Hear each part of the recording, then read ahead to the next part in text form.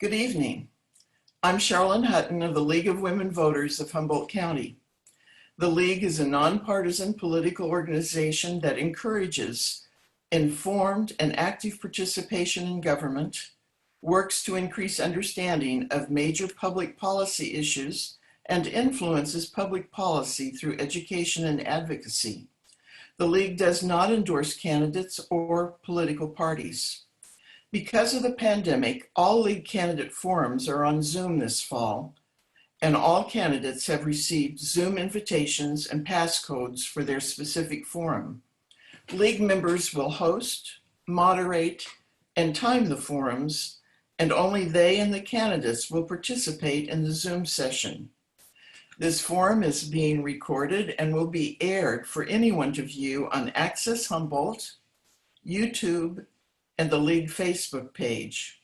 Links to the recorded forums and schedules will be advertised and made available to the public by the League. This video recording is the property of the League of Women Voters of Humboldt County. The link to the video may be shared, but no portion may be used for promotional or advertising purposes by candidates or organizations. And I would ask that you be understanding as we are Zooming from homes, and you might hear a dog bark, you might hear children running around playing, you might even hear one of my neighbors drumming. Also, if you've participated in other Zoom events, you know that there are occasional technical glitches, but we will take care of that and we will continue. Tonight, the League presents the candidates for election to the Humboldt Community Services District.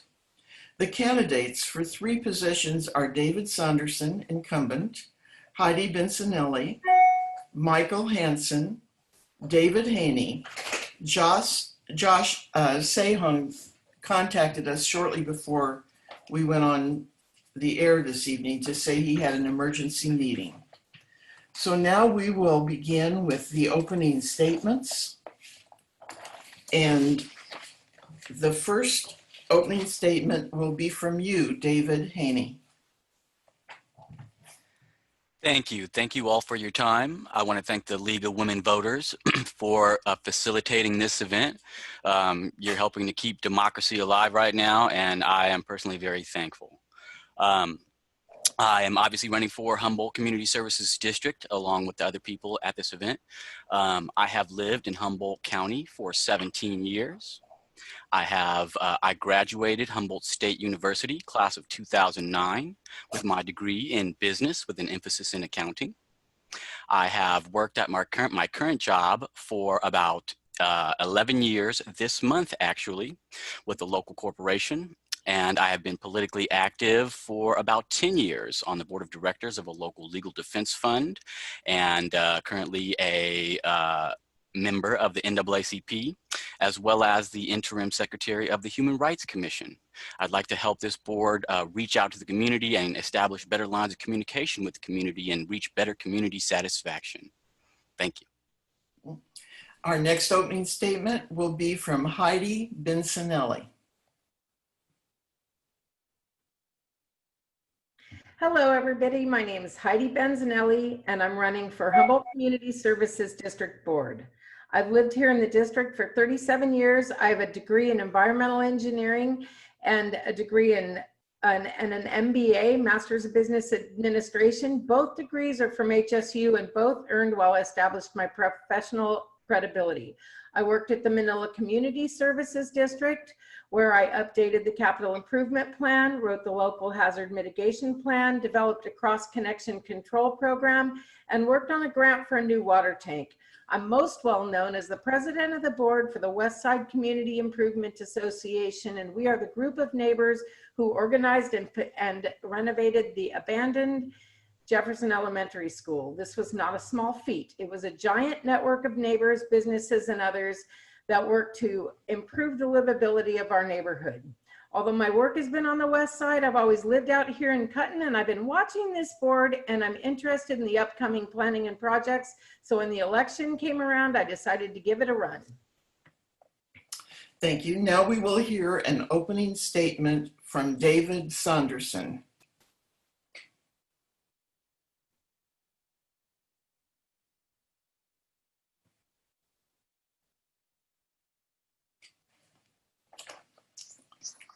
Can you hear me now? Now, yes. Okay, I think I was on mute, but I'm here now. I'm a 67-year-old retired building contractor. I was born and raised in Eureka. My wife and I have lived within the district for 47 years. We also have 2 adult children and 5 grandchildren that also live in the district.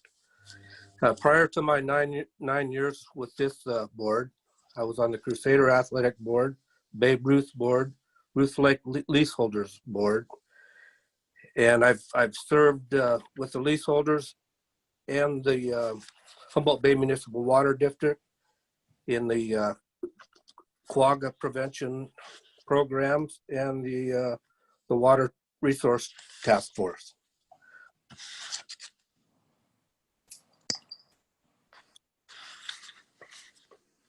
Thank you. We will now hear an opening statement from Michael Hansen. Hello, everybody. My name's Michael Hansen. I'm the water professional. I lived in Humboldt County for 24 years. I moved up here in 1996 to go to HSU and graduated in 1999 with a Bachelor of Science degree in biology and zoology. I have worked in environmental labs and wastewater treatment and water treatment for 19 going on 20 years now. I'm currently the Deputy Public Works Director for the City of Eureka, in charge of utility operations. That puts me as the manager of the water treatment and wastewater treatment plants in the City of Eureka. I'm passionate about water and wastewater. I'm the guy who ends up talking about the sewer at dinner, so I apologize for that, but this is really something that is very important to me. And I think I have the experience and the knowledge set to give a different perspective and a different point of view on the HCSD board. And thank you. Thank you. Now we'll start with the questions. Heidi Benzonelli, you will have the first response. These are from the public. Do you have any concerns about the restoration of the Ridgewood Tower?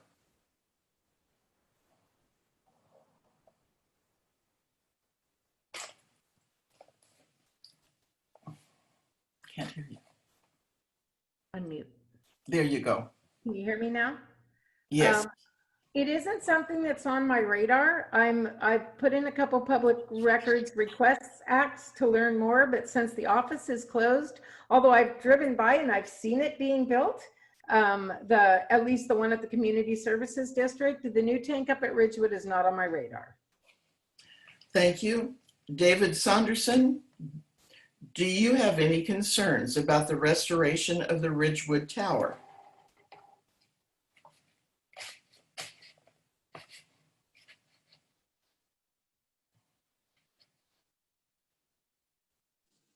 Well, I keep having to unmute myself. I don't have any reservations. We live fairly close to the towers at the Redwood Field, so they seem to be fine. So I have none. Okay. And how about you, David Haynie? Do you have any concerns about the restoration of the Ridgewood Tower? I do not have any concerns about that.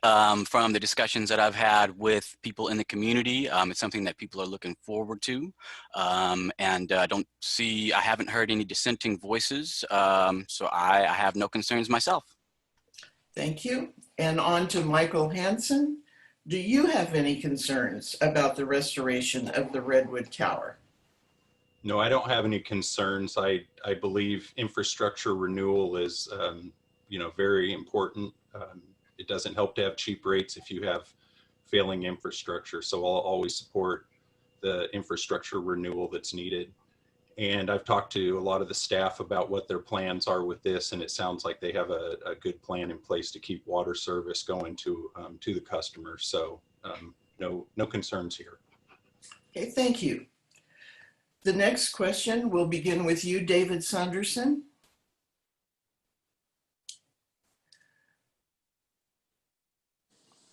With the passing of Board Member Scolari, would you be interested in a temporary replacement until the position can be on a regular ballot? Yes, that would be fine. Greg Gardner just come on and he had a replacement from one of our board members just a couple of weeks ago. So I think it's only going to give him 3 meetings, probably 3 to 4 meetings. So I don't really have a problem with it. I don't think it shows any favoritism one way or the other. The people still have to vote, and so I don't have a problem with it. Thank you. Going on to you, Michael Hansen. No, I appreciate that they're putting that opportunity out there, and I have applied for the temporary position as well. I think, you know, the way I heard it put in the last board meeting was, you know, it's what Frank would have wanted. And I can, you know, I have a lot of respect for somebody who's put as much time and effort into the district as he did. So if that's what Frank would have wanted, then let's move it forward, and the people will vote in November. Thank you. Heidi Benzonelli, over to you.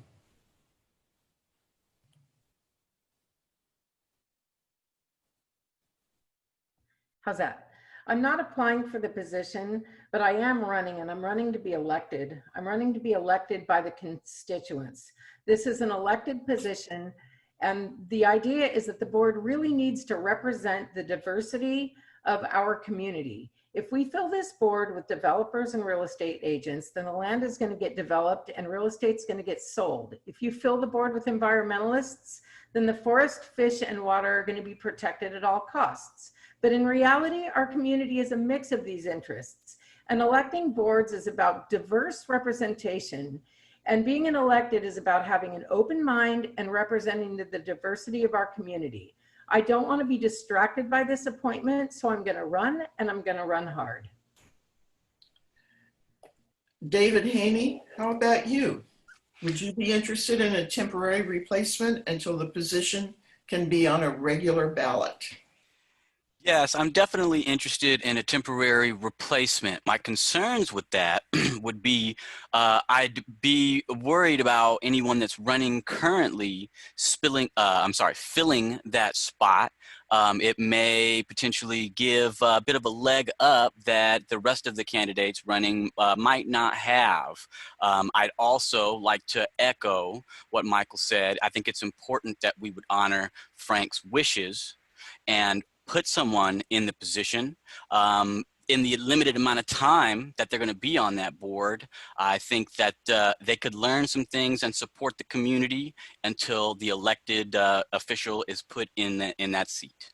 Thank you. Thank you. And now our next question will begin with David Haynie. How would you make the HCSD's operations more open and democratic? Thank you, and I appreciate that question. It's actually one of the main policy points that I'm running about. I would personally have a better community outreach, including a newsletter that went out to the public on at least a quarterly basis to keep the public apprised of what is happening with the board of directors and with the operations of the Community Services District. I'd also like to see a website that includes all of the board agendas on a consistent basis to make sure that people are apprised of exactly what issues are being addressed. I'd also like to see these board meetings available at a different time of the day and accessible by Zoom. This would make the public much more able to get involved, and it would make it more accessible to the board members as well. Yeah, there's other ways that we can look at outreach, but at least those electronic means are easy and cheap and effective. Thank you. Thank you. And now to you, Michael Hansen. How would you make HCSD's operations more open and democratic?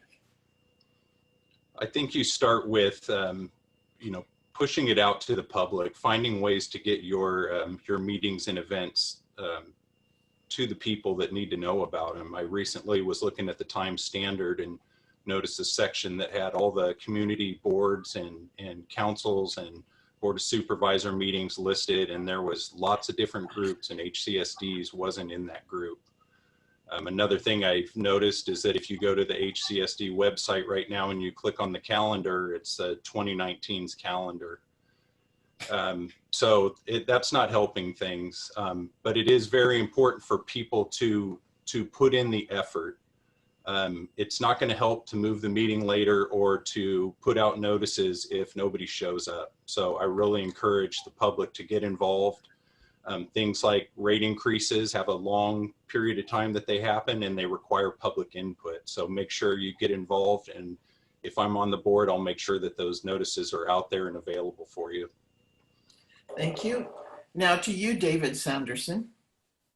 How would you make HCSD's operations more open and democratic? Well, we are working on the website to put our agenda on it as we speak, so that should come up fairly soon. The time wise, we've kind of struggled back and forth with the time. I know a lot of, like Humboldt, the county theirs is very early in the morning, and so is Humboldt Bay Municipal Water District starts at 9 a.m. So we're kind of trying to fill everybody's seat. We start now at 5 p.m. So I think once we get the agenda on the website, we'll be good to go. We rarely have anybody at our meetings, so I think whatever we can do to get more public involved, we get maybe have one person, and that's about it. So thank you. And now to you, Heidi Benzonelli. Well, for the last couple of months, that one person has been me.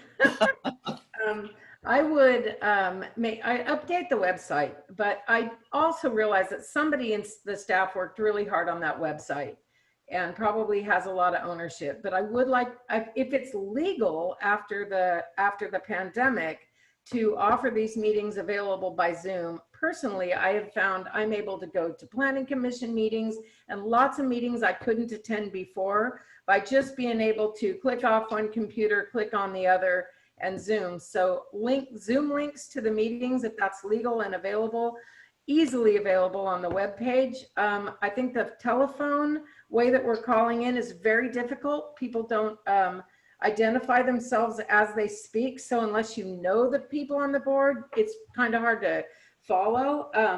Also, I'm keeping my Facebook page open and alive and engaging my public to ask me questions. Let me know how you feel. My personal address and phone number are also listed. They're out there in the public, and I'm encouraging people to contact me.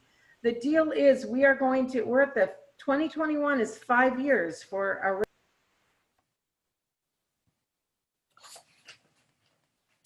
And now over to you, Michael Hansen, for question 4.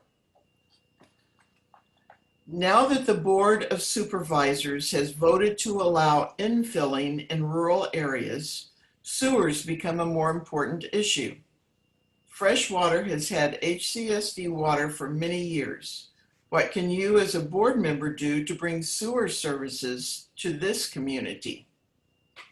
Well, that's a great question. I don't know what the plans are or what's been worked on so far with that, but expanding infrastructure to people and getting them on a true sewer system is a huge benefit for the people and for the environment. It's there's a lot of septic tanks out there that are just, the leach fields aren't right. Some of these things have been there for a long time. And I think it just helps everybody when you have true sewer system. I would do my due diligence and study the issue and try to understand what the ability of the district was to provide that service. But I think it would definitely be something that would be worthy for the people. Thank you. And now to you, Heidi Benzonelli. Unmute. I think I got it now. So I live in Cutton, and can you hear me? Am I unmuted? No, you're fine. Okay. I live in Cutton, and the sewer pipe in front of my home, I'm in a 1961 tract home. Sewer pipe in front of my house is over 60 years old, and it's terracotta. On our end, the pipes end really high. So I would ask the staff that works there at the Community Services District, what's the potential to be able to, what do we need to do? But frankly, not having sewer and water treatment is really third world, so it needs to happen. But I don't know what kind of condition our Community Services District is in right now to make that happen. That would be something I'd have to rely on the expertise of staff, but I would like to see us at least offer sewer to the residents that we can reach with our infrastructure. Thank you. And now, David Haynie, your response, please. Thank you. I believe that a true sewer system is absolutely necessary. One of the people that just recently said, you know, we want to make sure that we have first world level plumbing out to our communities, basically. I think that it's a priority. And I think that that type of infrastructure development is a priority over other annexations and projects that have been discussed and moved forward upon in the last few years that have led to 2 rate increases in the last 3 years. I think that we need to prioritize the right infrastructure moves and move forward on them if it's possible for the Community Services District to do so. Thank you. And now to you, David Saunderson.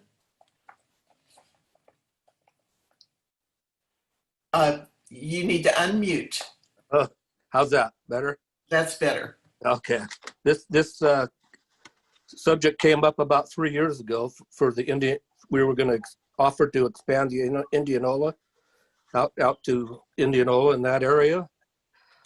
We had several meetings, probably 5 or 6 public meetings where they could offer their opinion.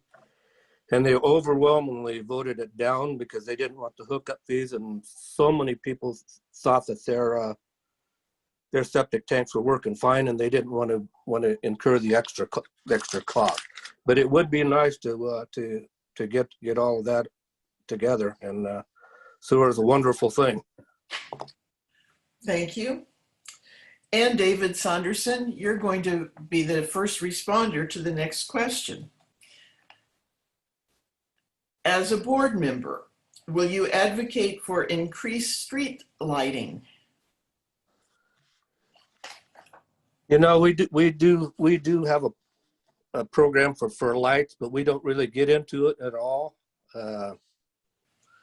I think that's something that should be left up to PG&E. We don't really deal with it at all.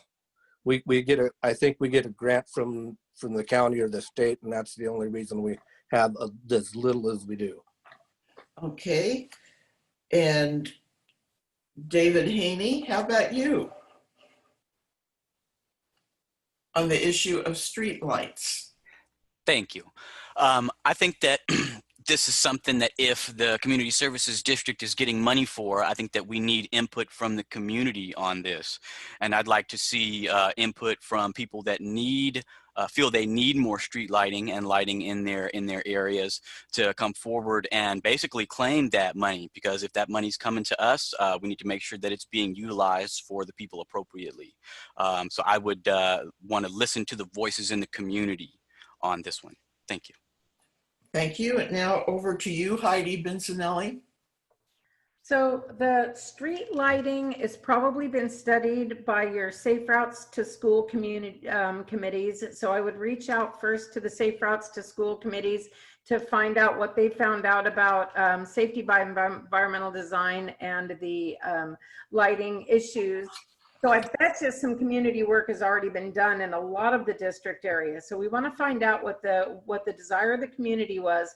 And then I would hold PG&E to task, where PG&E is responsible for having lighting. If it is appropriate and this is what the community desires, I would advocate to try and build that network and build that that collaborative partnership to get them to pay for what's rightfully theirs to pay for.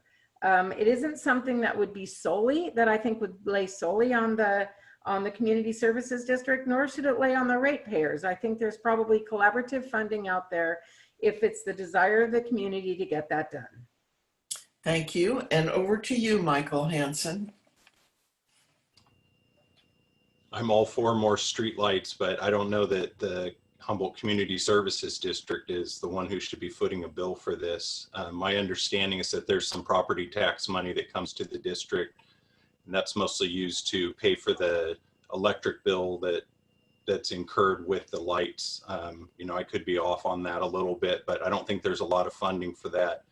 And water and sewer rates can't go to fund anything other than the water and sewer processes. So I'm not sure where that money would come from. But like I said, I would support having more streetlights and having it be a little brighter out there in the darkest times. Thank you. And our next question then, we'll begin with David Haynie. And the question is, what changes or improvements within HCSD would you advocate for and push for during your term if elected? Thank you for this question. I actually want to refer back to the policy points that I have on my website, which include lower rates, lower fees, and more transparency. And I already spoke to earlier in this meeting about a bit about the transparency and reaching out to the community. When it comes to lower fees, I think that right now we need to look at adopting a low income ratepayer assistance program. I think that the people have been overlooked for quite some time.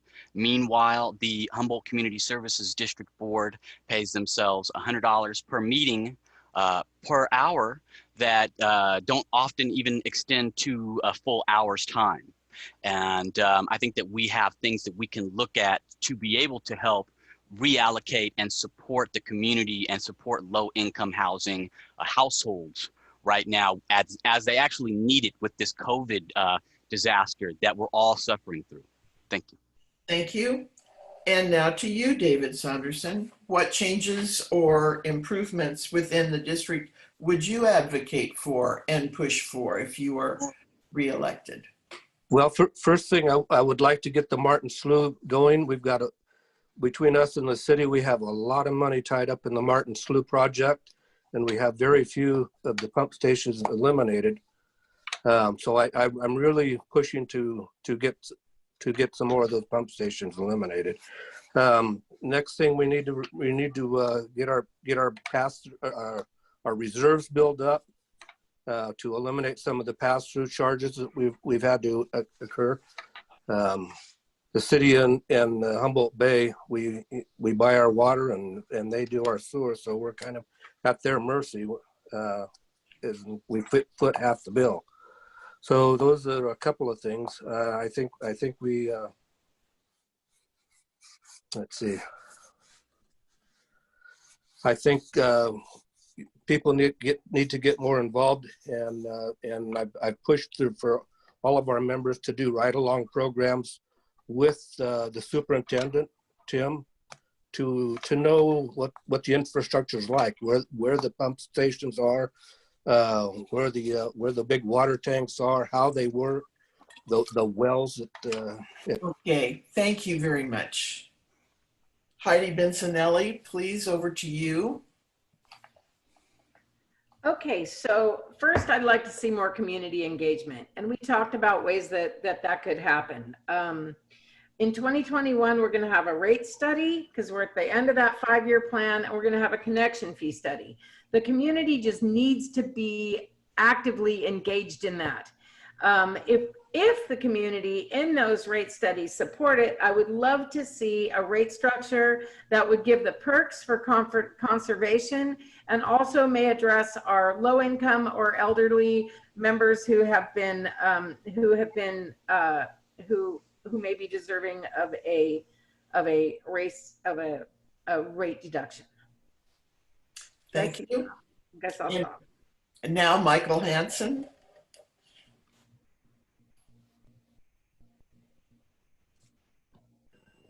So I would support infrastructure renewal in all sectors with an eye towards renewable energy and climate resilience projects.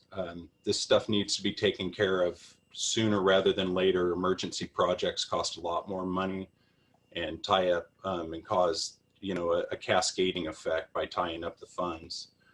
The other thing is focusing on the needs of the ratepayers. It's you got to get them involved. They've got to be involved, and they got to give us their input on what they need or what they feel needs to happen. But the rates are very difficult. There's a lot of state laws that impact how rates are figured out.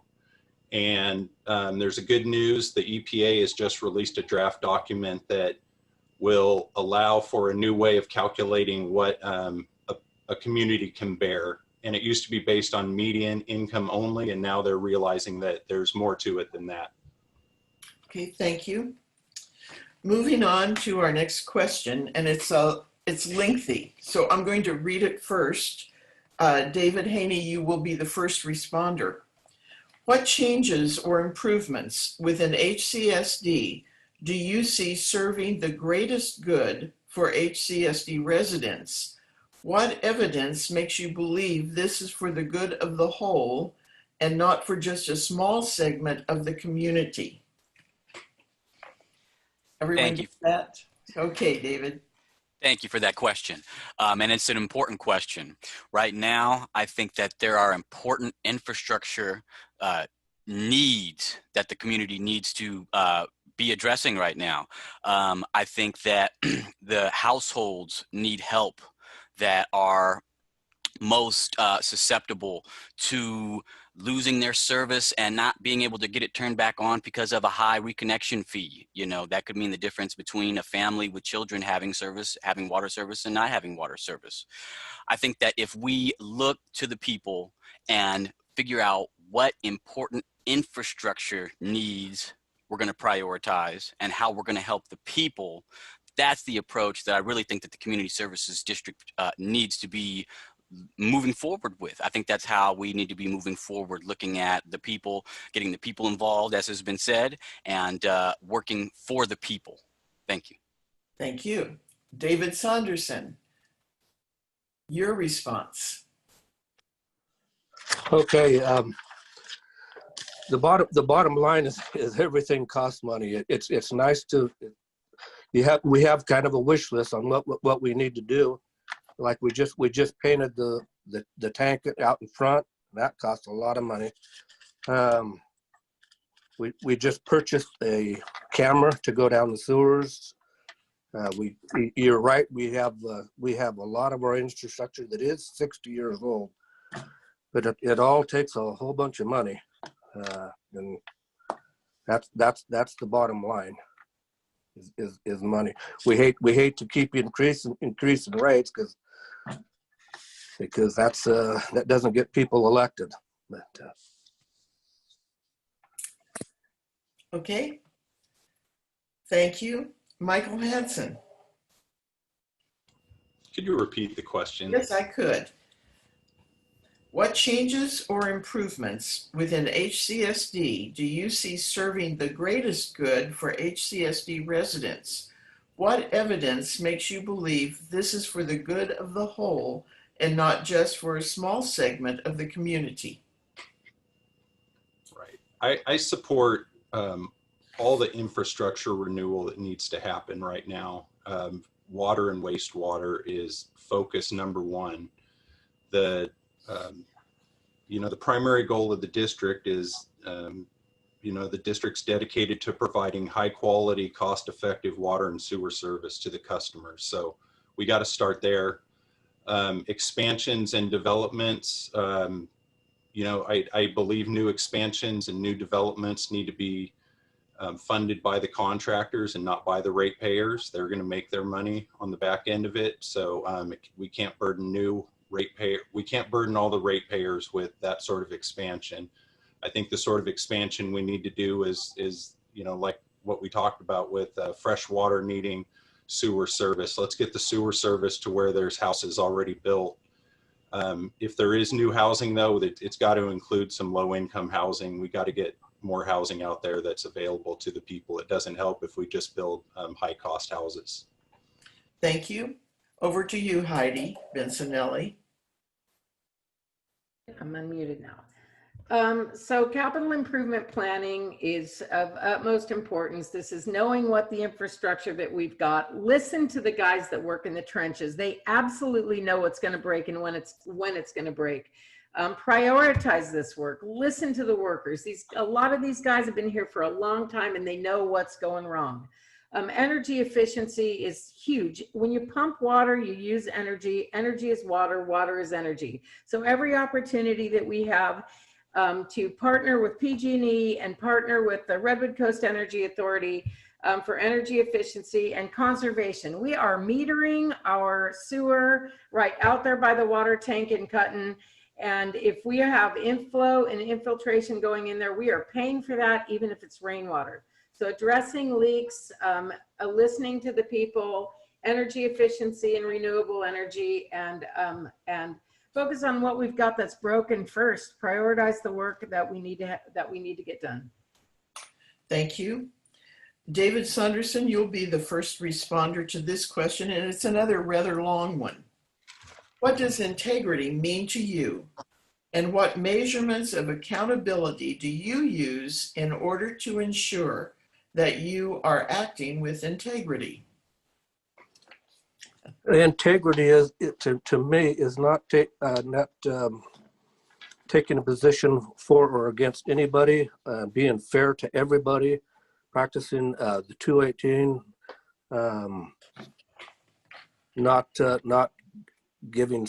I would say it's having everybody an equal chance, not supporting a construction project, not supporting a contractor because he's your best friend, and just telling the truth. Thank you. Heidi Benzonelli, what's your response to that? Tell the truth. Absolutely tell the truth. I listen to my moral compass, really in a meditative state. Listen, if something doesn't feel right, if you get that icky feeling in your stomach or have an internal struggle, ask yourself why.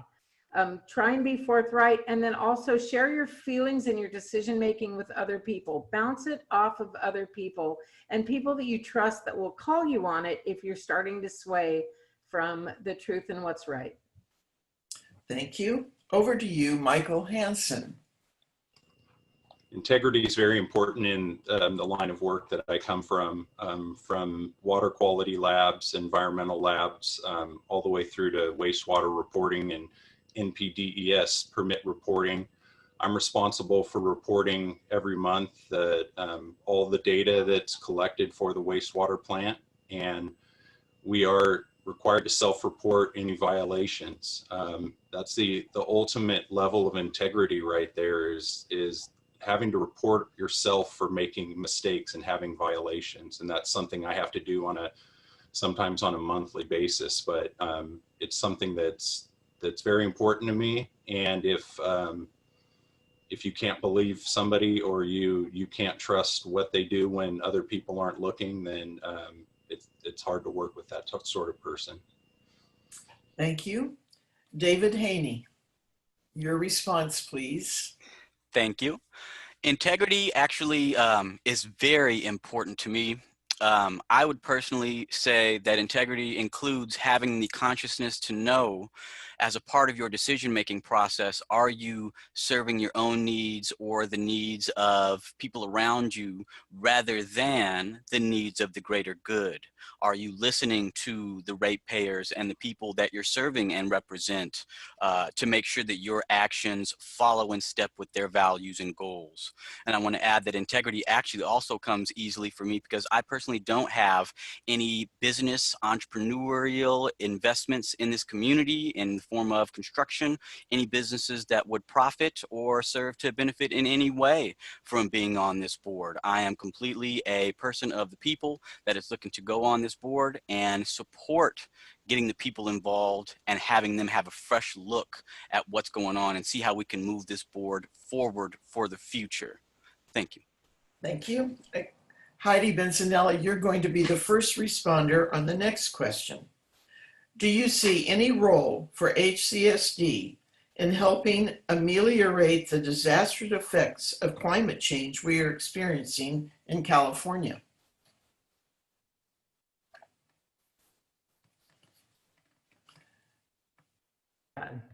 Oh, absolutely. As I mentioned before, energy and renewable energy is key. These are, if we can offset the greenhouse gas emissions from the operations, we're doing our part. Making sure that we're not polluting the water, that inflow and infiltration is addressed, that our bays are protected, that our waterways are protected. That we are addressing septic tanks that may be leaking and outreaching and trying to fix that where we can. I think we all need to be good stewards of the environment. There is no planet B. This is all we have, and water and wastewater is such a huge key of taking care of the planet. Thank you. Michael Hansen, please, your response. Could you repeat the question? Yes, I can. Do you see any role for HCSD in helping ameliorate the disastrous effects of climate change we are experiencing in California? Absolutely. I believe that all new projects moving forward need to take into effect climate change and be climate resilient to make sure that we're not wasting money putting infrastructure that's going to be flooded before the end of the useful life of the equipment or the infrastructure. So I will definitely always work towards that sort of project, and especially looking for grant money for that sort of thing. There's a lot of grant money right now for backup battery systems, and I know just about every municipality in the area is working right now with contractors getting these no-cost battery backup systems, and HCSD is not going through the process right now. And I feel like that they're really missing out on anytime we can get some free money to put towards our infrastructure, we need to grab it.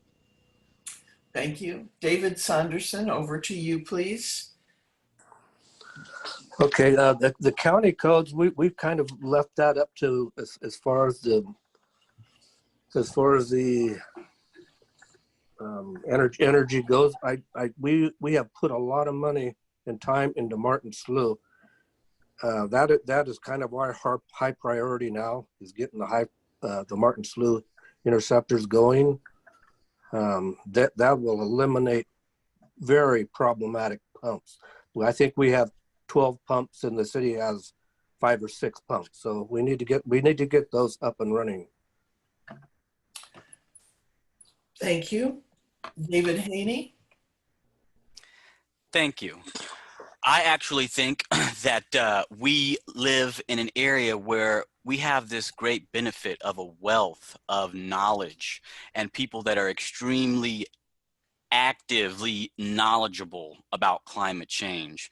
And I think that we can look to the important and things that we have done right in Humboldt County to address climate change. Look at what the Arcata Marsh has done to address wastewater.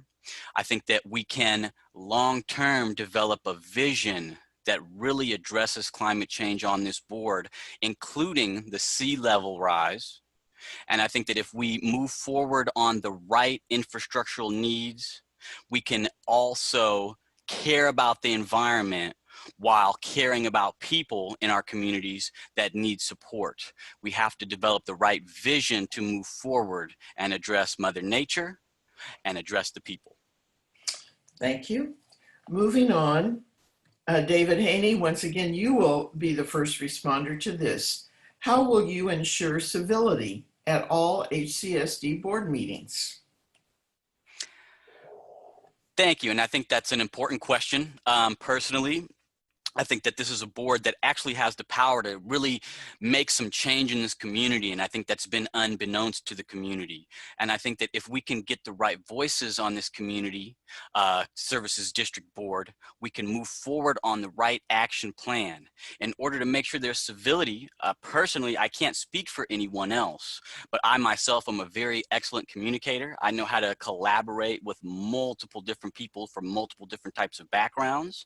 And I have a very pragmatic approach where I like to listen to people and then speak to them in a way that's going to get their buy-in. So that way we can have collaboration and make plans and move forward with them rather than get stuck on, what should or shouldn't be. Because right now we do need to look at what we need to stop and what we need to move forward on that the community wants us to move forward on. Thank you. David Saunderson, over to you, please. You know, we don't always, as the board, we don't always agree, but we are not a partisan board at all. So Desiree just left, and she was like the first female we've had on for years, and we all got along. She was a great partner for us. So I just think we just need to move forward and realize that we're not always going to agree on everything, and everybody's going to have a different opinion. Thank you. Heidi Benzonelli, your response? So this is a professional board. You don't always have to agree to get along. And there's absolutely no reason not to be civil. I'm on another board that this one is governed by the Brown Act. So you do have that majority rule voting. But in our board, what we always try and do is we try and reach a consensus. And what that takes is really asking the others, why do you feel that way? And try and finding common ground, because by investigating and finding out why somebody disagrees with you, sometimes you get a little bit of light of maybe another side and you can move a little bit toward their direction. So trying to reach consensus, respecting people, opening up your heart, opening your mind, and listening to why they disagree, and then seeing if we can both move toward common ground. Thank you. Michael Hansen, your response to that?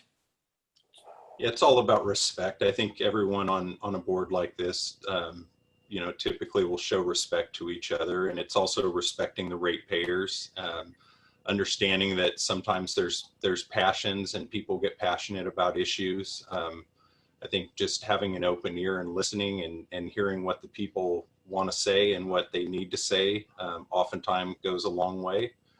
And working together to find common ground, common solutions for the problems. We've got one goal here, and it's water and wastewater services for the community. So we've all got to check our egos at the door and just work towards that common goal. And I think the civility will be there. Thank you. And Michael Hansen, you will be the first responder on the next question. What strategies should be considered to mitigate the effects of sea level rise in the district? Well, I know one thing that's difficult is, anything that's right down on the coast is has the Coastal Commission's eye on it, and they're not real keen on renewing infrastructure in areas that are subject to inundation from sea level rise. So we've got to identify those things that are in bad places and find an exit strategy to get out. There are there's a lot of stuff at the Eureka wastewater plant that's being revised and dealt with right now in response to that. There's the water board is requiring that sort of thing to be taken into effect with future planning and development. So we have a nice climate document that's been worked up for the city. And I know that HCSD can access a lot of this same data and figure out, where the problems are, and we can devise a strategy to get out. Thank you. And David Saunderson, how would you respond to that? We haven't really got into the sea level rise much in any of our meetings, but I will say we have 2 wells that are right at sea level at Spruce Point by the radio tower. So we're going to have to start addressing that fairly quickly. And Heidi Benzonelli, your response?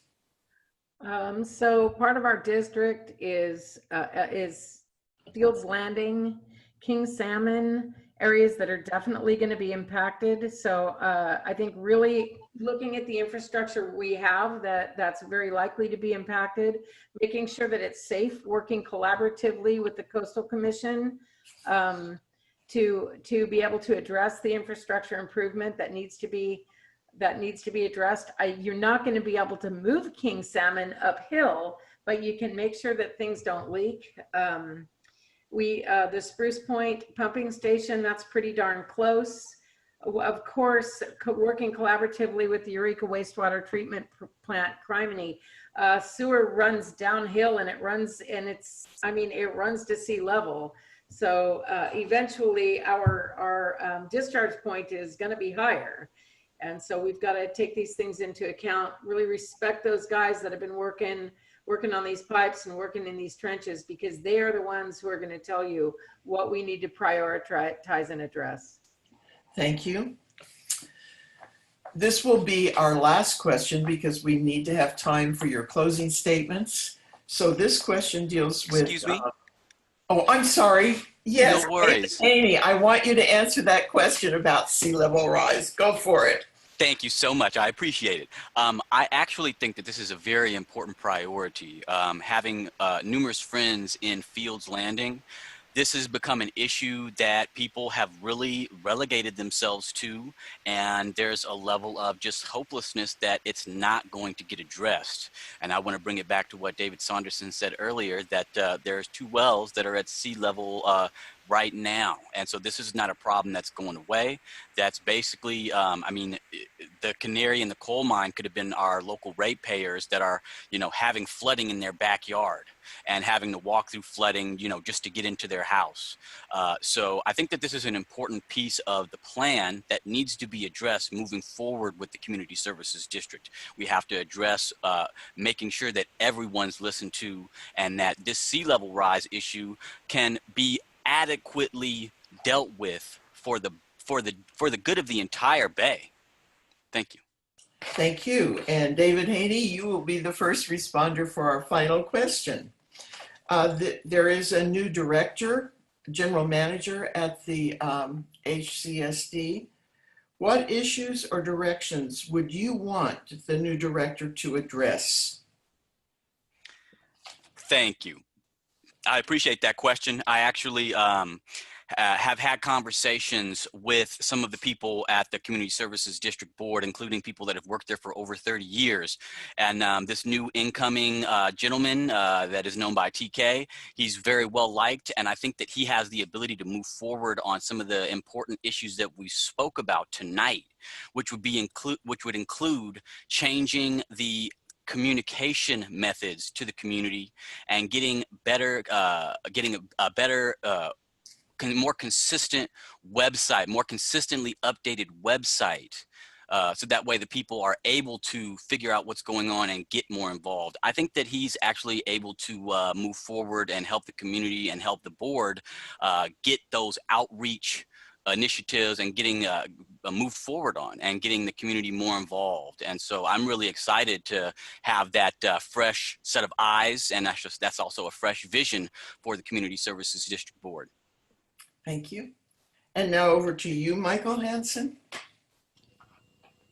Yeah, new general manager, TK Williams, is someone I've known professionally for probably eight or 9 years now. We serve together on the North Coast section of the California Water Environment Association Board.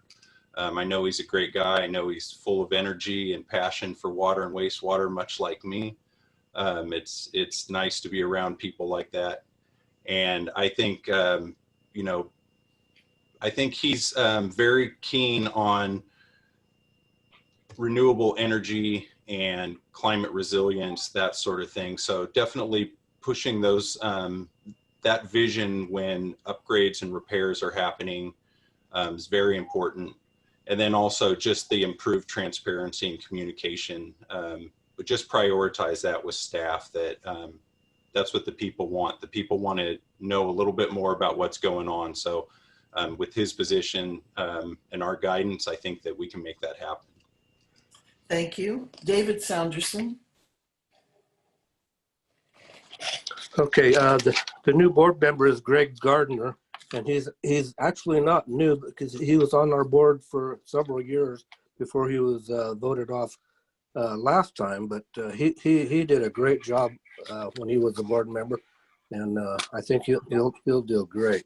TK, I talked to him for probably an hour the other day, and I was very impressed with him. He's got it down, and he's got experience from working in Southern Humboldt. We talked about he's probably he's almost an engineer and will probably get his engineering license, which will be very cost effective for our engineering. We spend a lot of money, way too much money on engineering and consulting right now. And once he gets that stamp, it'll save us a lot of money. But he's gonna be a great asset. Thank you. And now Heidi Benzonelli. So TK is a graduate of the Environmental Resources Engineering program at Humboldt State. He's highly respected throughout the community. One thing we really learned at Humboldt State is the value of working in an interdisciplinary team. I want to let him know first and foremost, I'm here to help. If there's something that I can do, a way I can be of assistance, looking for grants, looking for building partnerships, building networks, that's what I'm good at, and that's what I'm here to help with. And if we do move forward into any housing developments that are outreaching into our forests, to work collaboratively to get the power lines buried underground. I do not want to see another forest fire due to power lines, due to branches hitting power lines. And I'm a board member who's willing to go out there and do that work on my own time and provide that information back to the great new GM. Thank you. And it is now time for closing statements. We'll begin with you, David Saunderson.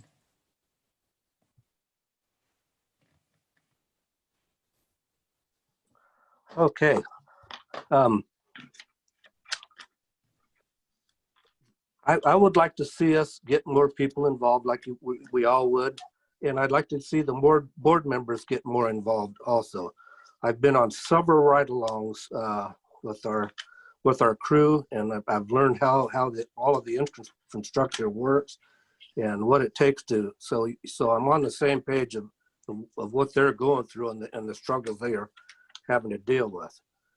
But the bottom line is all of this infrastructure we've been talking about takes a lot of money. So we got to come up with the money that the ratepayers aren't going to go crazy about it. I mean, everything has gone up. Wages have gone up. We just got to find a way to make money that we don't have to put it back on the ratepayers. That's the bottom line. Thank you. And now your closing statement, Heidi Benzonelli. If I'm elected, I promise to govern respectfully with an open mind and with an open door, to represent the needs of our community, the ratepayers, and respect the opinion and the expertise of staff. I'll assure that to the best of my ability, that the diversity of our community is reflected in the decisions that we make. I bring network building and collaborative energy to the board, and I promise always to work hard and to do my best. Thank you. Michael Hansen, your closing remarks.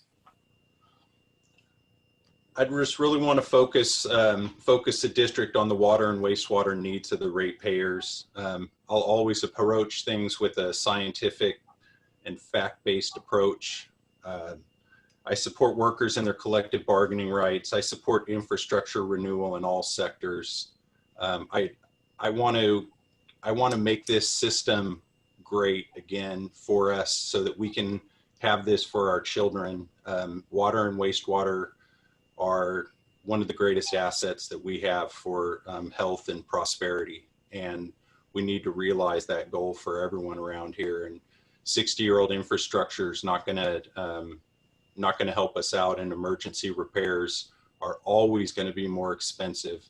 So a proactive approach with all the infrastructure needs and planning out good capital improvement plans for long-term goals is the approach I would take if I was elected. Thank you. Thank you. David Haynie. Thank you. I think that right now we have the chance to really get new energy on the Community Services District Board. And I think that the people are going to benefit from that. I think that I know that personally, I would approach things from the perspective of infrastructure, people, and environment, as we've spoken of tonight. We need to pull back on the development that has been moved forward on, that has increased our rates and bills over the last few years. And we need to move forward on the right infrastructure. We need to pull people in on this process, ratepayers in the community, and make sure that they, as stakeholders, have their voices heard. We need to do whatever we can to remove that bit of helplessness that people feel when their rates and bills are going up, and there's only so much that can be done about it. Let's get the people involved. Let's move forward on the right changes, and let's make sure that we're also, as a long-term plan, looking at addressing climate change and Mother Nature. We have to address this as a vision rather than just always being reactionary. Thank you. As we conclude our forum tonight, I want to thank all of you candidates and for your willingness to serve on this board and for taking the time to answer questions from the public. And to the public, we appreciate you viewing this Zoom presentation. And remember to vote November 3rd. Make democracy work. Thank you.